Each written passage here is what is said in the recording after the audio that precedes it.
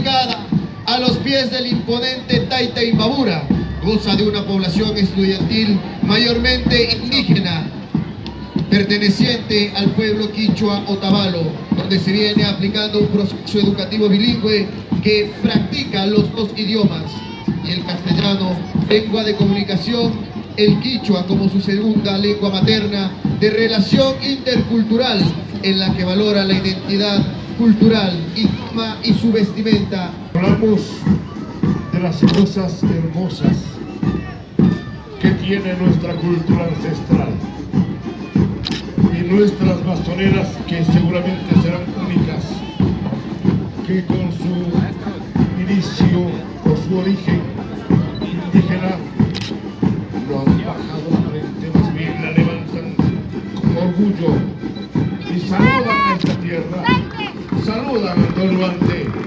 Esta es la juventud de nuestros pueblos y comunidades. También quiere pedir a decir, aquí estoy presente, aquí quiero emitir el saludo, aquí digo a las autoridades, gracias por hacer grande mi tierra. Esta es la juventud. Y maestros también, quienes con nuestra banda dice, ahí estamos.